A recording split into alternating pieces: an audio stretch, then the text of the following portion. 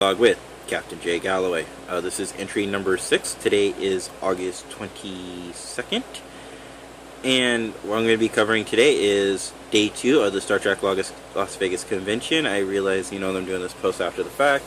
But as I stated in my previous blogs, it's kind of been a little bit of a challenge since I came back home, having to deal with a few things. But I do promise I want to start uploading daily videos. So, let's go ahead and get started with day number 2 of the Star Trek Las Vegas. We just got done on day 1, which was Wednesday night, and it was a great night, a good show. But basically, I did actually attend first thing in the morning on day 2. I spent the morning taking pictures of the convention, finished handing out Fleet Awards, and well, basically, Fleet 31, the fleet that I'm a part of, was giving out Fleet Ambassadorial Certificate Awards.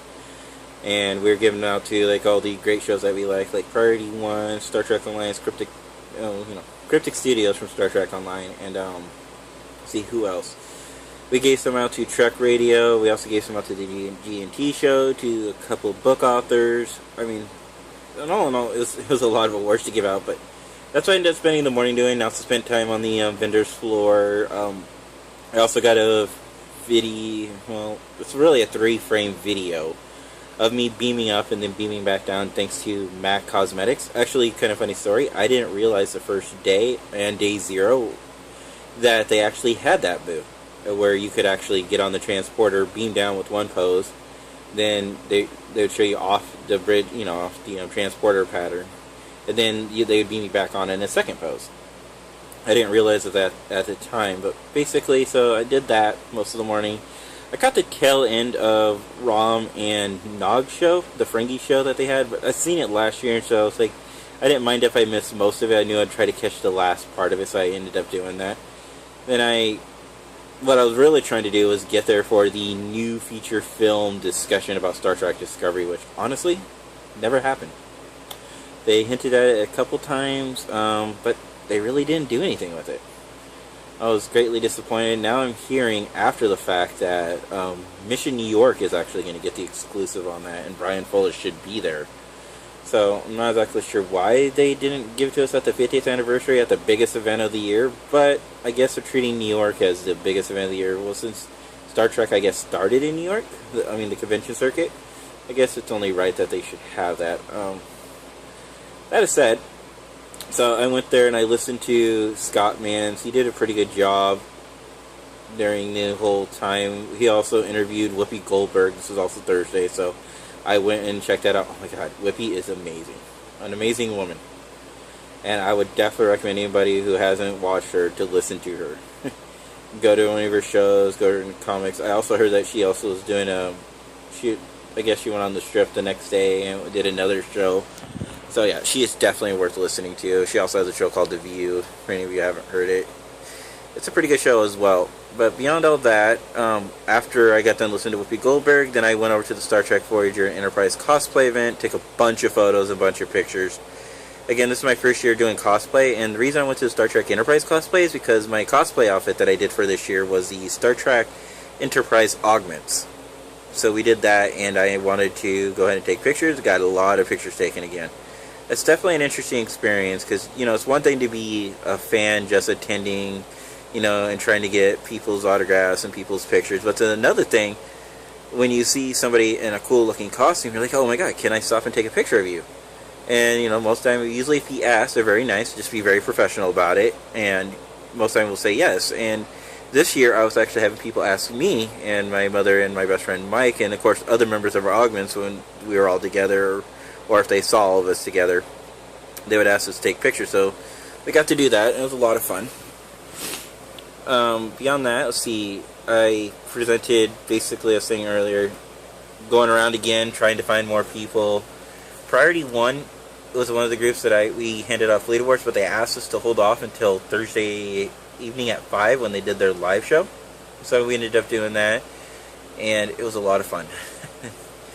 And beyond that, I went around, explored Quark some more. Then I decided Thursday, since I didn't really have a chance before, that I was wanting to get my picture taken on the original TOS captain's chair. So they did have a fake background prop. You know, it made it kind of look like you're on the bridge, but realistically, it was just a chair on a stage and a fake background prop. But most of us did our best to make sure, try to make it look like you were really on the bridge, because the real bridge set that they had was gated off and you couldn't sit on it.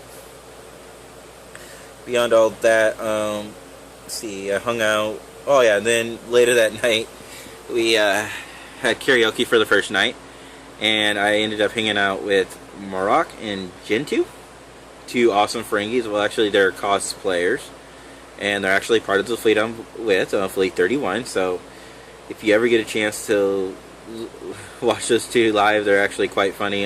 Usually, they come out later at night because, you know, the Ferengi costumes are kind of hot, and so it's usually a better nighttime performance versus doing it somewhere during the day. But speaking of like the Ferengi, there was this one guy that during like when they were doing the main shows, he and another guy were dressed up as Ferengis, and they'd come out and say, I don't understand how those guys were not sweating.